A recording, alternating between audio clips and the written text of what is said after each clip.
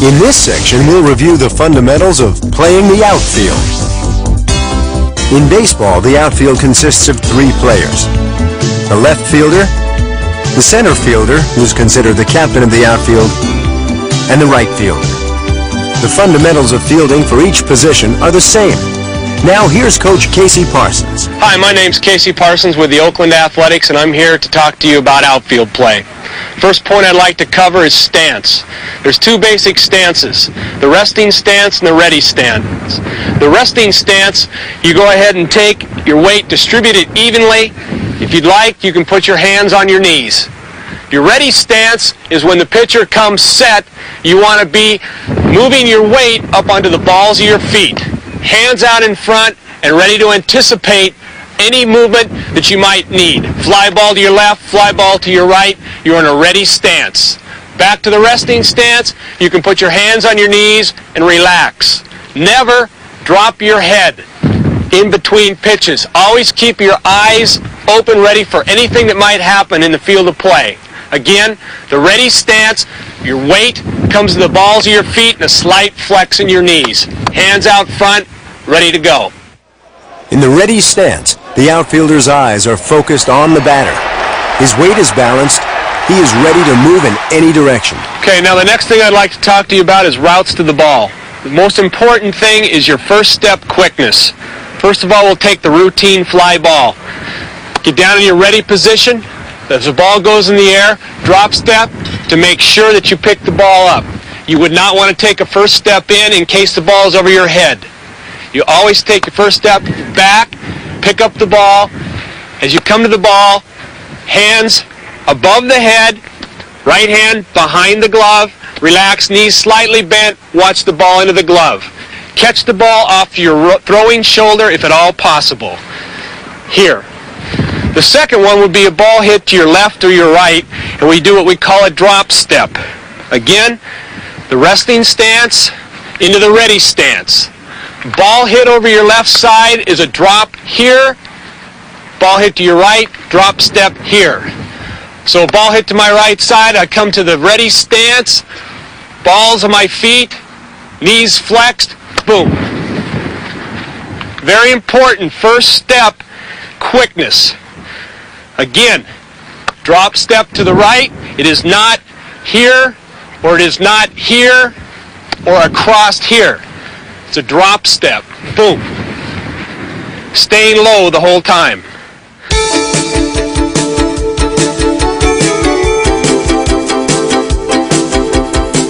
Once the fielder sees the ball leave the bat and fly toward him, he takes a drop step and gets in position to make the catch. He places his bare hand behind his glove and watches the ball into the glove. Here, on a ball hit to his left, the outfielder drops back, keeps his body low the whole time, and follows the ball all the way into his glove.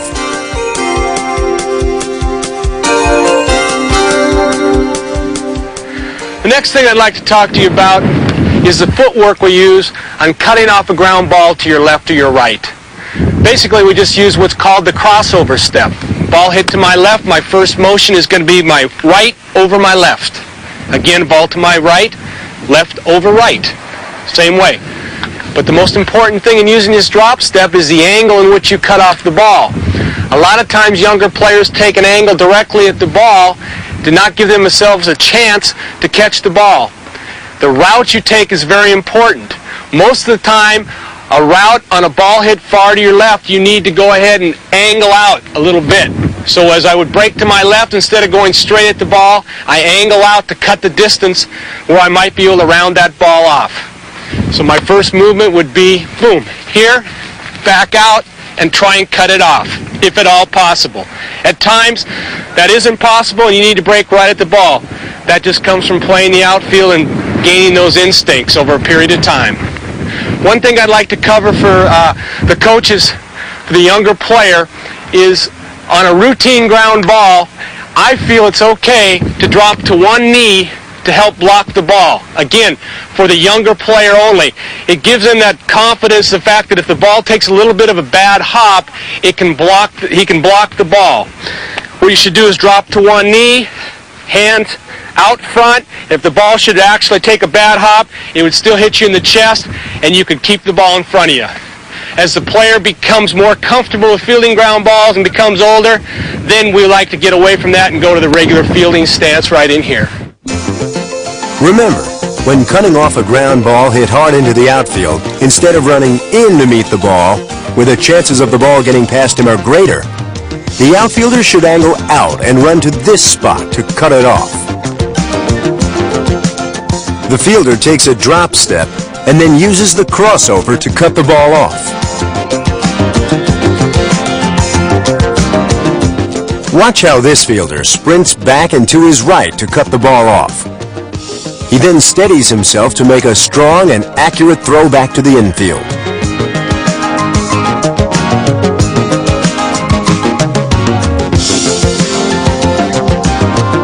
When there is time to get to a ground ball, the fielder should approach it in a slightly curved path, forming an arc to the ball. This way, the fielder is behind the ball and has the momentum to make a strong and accurate throw. The fielder should try to anticipate where the ball will land and run to that spot. He gets behind the ball with his body low, then rises as he fields it to make the throw. By forming an arc to the ball, the fielder's momentum enables him to make a stronger throw.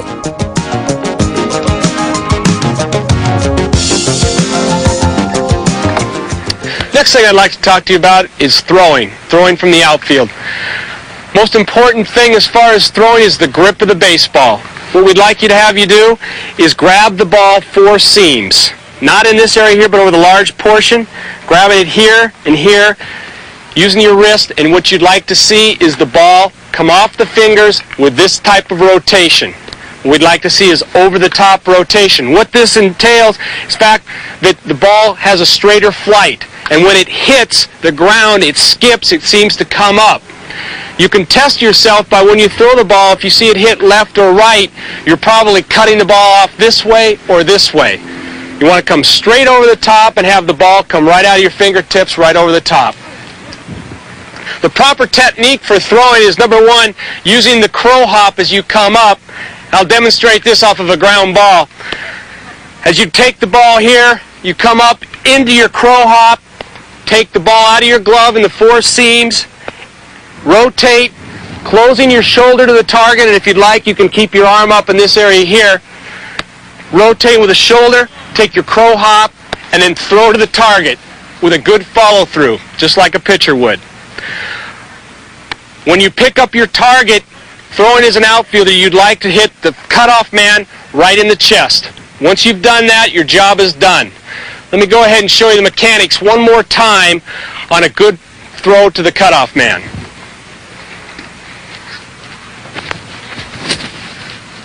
Now, one thing that's very important, when you take your crow hop, the crow hop enables you to close up. If you do not close up towards the target and you come open, it puts a tremendous amount of pressure on your throwing shoulder, and you could develop some throwing discomfort in your shoulder. So it's very important that when you come up and take what we call our crow step, that we point our shoulder to the target, take that little hop, and put your momentum towards your throw. One thing that you see a lot with younger players on the crow hop is as they take the crow hop, they want to pop up. Remember, make your momentum go to your throw, not up, but through your target. On this hit to left field, notice how the fielder points his shoulder toward his target as he makes the throw.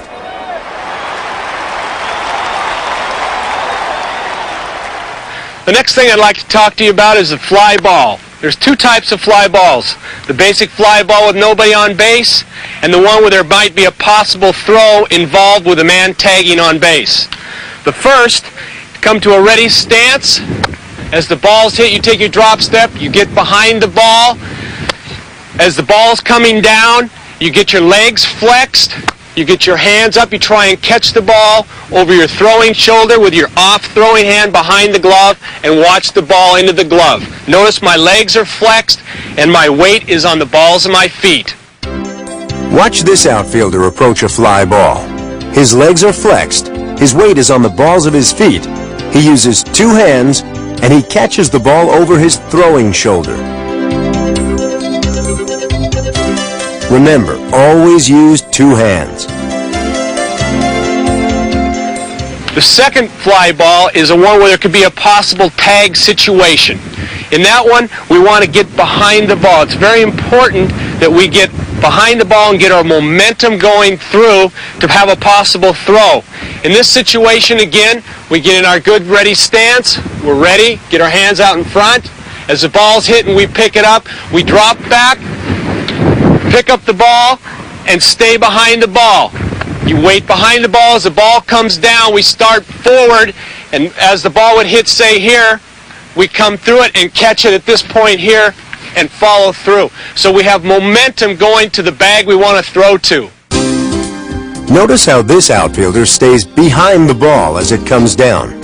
He's moving forward as he makes the catch and has the momentum to make a strong and accurate throw.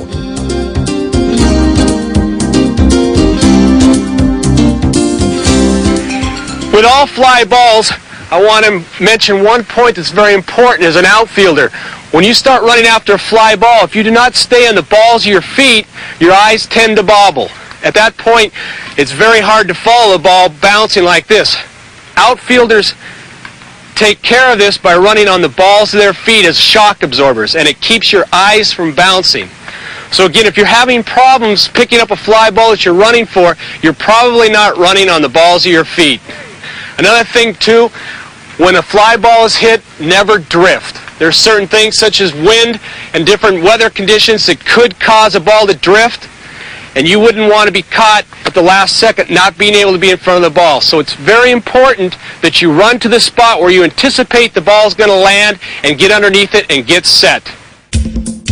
On this fly ball, the outfielder quickly goes to the spot where he anticipates the ball will land and sets himself to make the catch. It is very important to get to the spot where the ball will land. Drifting can cause loss of balance.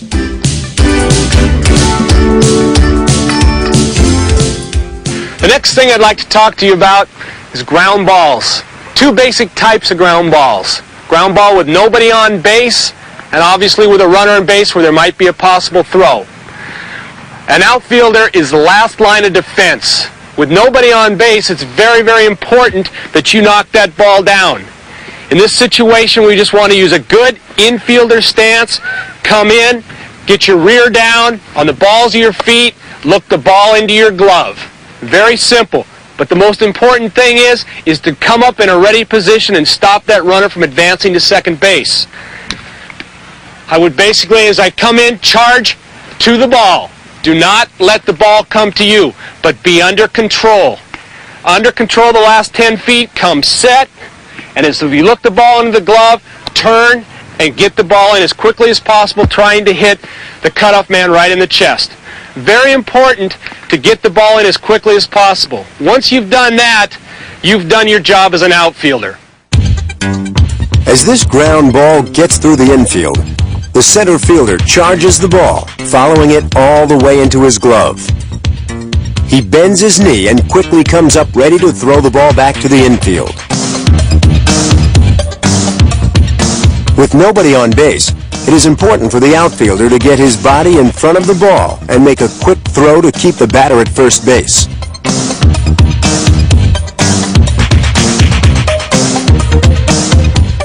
The second ground ball I'd like to talk to you about is one with a man on base, where the outfielder will have a possible throw with a man trying to advance. In this situation, we cannot afford to come in and stop our momentum. We want momentum going through the ball, coming up, making the throw to that bag.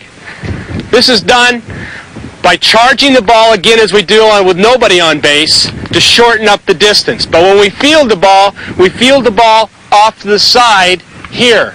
The most important things is legs bent and head up. Too many times we find young players put their head down and do not see the ball into the glove.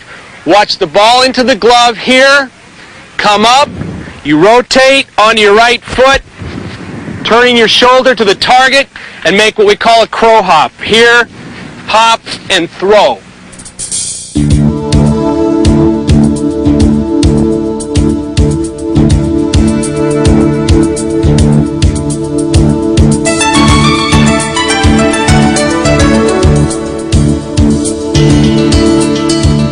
Notice how the fielder's momentum carries him through the throw.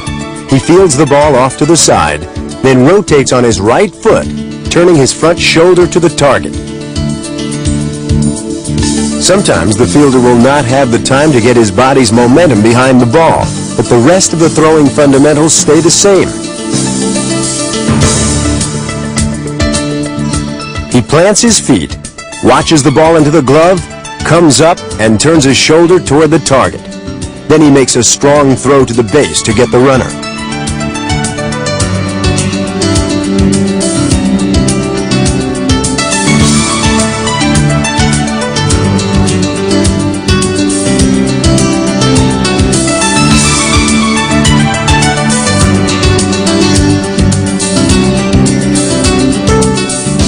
Remember, the more momentum a fielder has, the stronger the throw will be.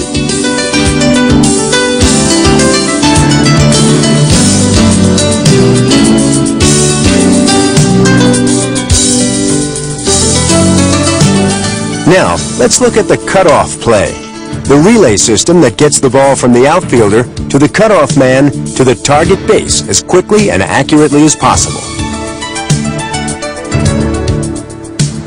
Note that on a cutoff play, the fielders are aligned with the target base and they must communicate with each other. Right there. Cut 3.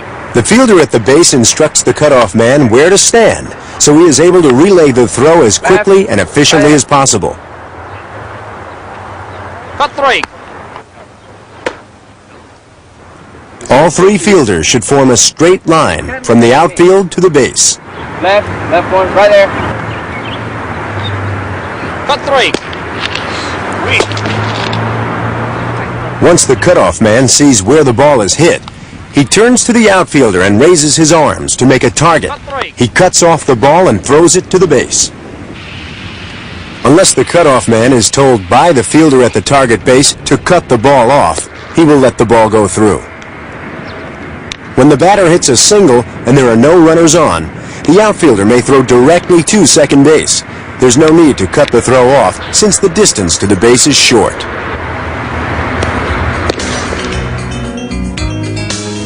On a ball hit all the way to the fence, it's nearly impossible for the outfielder's throw to reach the base directly. The cutoff man should come to the shallow part of the outfield to relay the throw.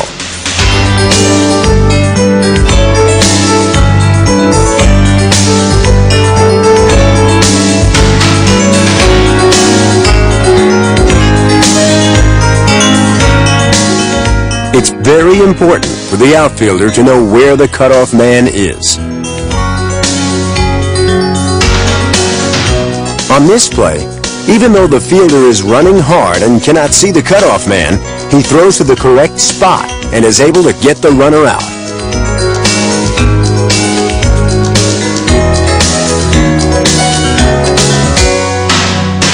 It is also essential that the cutoff man knows the situation. Here, the outfielder tries to get the runner at home plate, but the catcher tells the cutoff man to reroute the ball to third base and get the out there.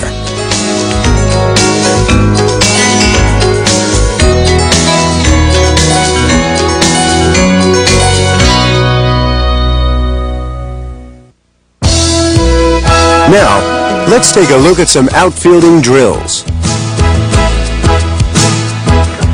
The most common drill involves hitting fly balls with a long, thin bat called a fungo. Get in here. The fungo bat makes it easier to control the speed and the path of the ball.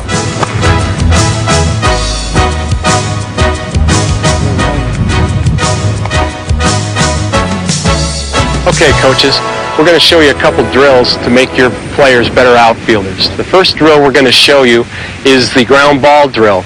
This drill can be used either with a fungo or you could roll the ball, whatever's easier for you. It's very important for coaches to communicate with players during each drill. This is the best way to instill the proper techniques and prevent players from developing poor habits. The advice and comments that coaches make throughout each drill serve as a consistent reminder to the players about what to do and what not to do. Come through it now. Just keep coming through it. Stay low and come through.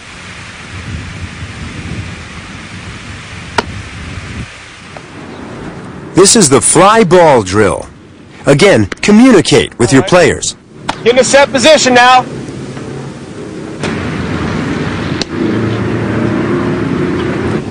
Try and get right underneath it. Don't time it. Go right to the ball and get underneath it. Here is a variation of the fly ball drill, which focuses on practicing the drop step.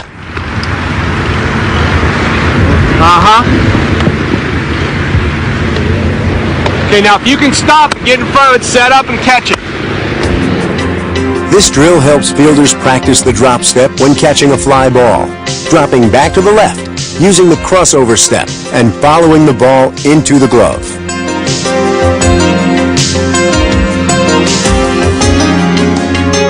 The same applies to a ball hit to the fielder's right. Take a drop step, cross over, run on the balls of the feet, and watch the ball into the glove. Coaches can use this hat drill to practice throwing techniques. By throwing as close to the hat as possible, fielders will learn the proper release point for throws and how to bounce a ball into a base. Use those legs now. When you anticipate that ground ball, use those legs. Stay low.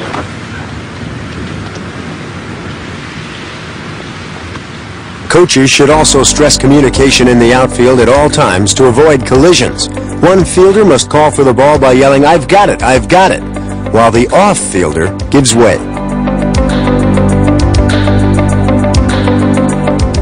This is how communication works. Here, the right fielder calls for the ball while the center fielder comes over and backs up the play, just in case the ball gets by. Here we go. Here's how you can practice communication among outfielders. All right, good. Okay, I want a lot of communication. I want to hear you yelling. Let's go. With two outfielders wide apart, hit the ball between them. Make sure they call for it. Okay, off-fielder now. The off-fielder, anticipate he's going to miss that ball. Just don't run behind him. Be ready to field the ball. Here we go. I got it, I got it.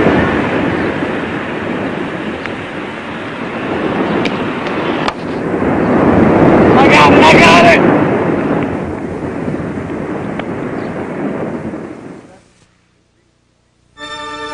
In baseball, there's nothing more graceful than a great catch in the outfield.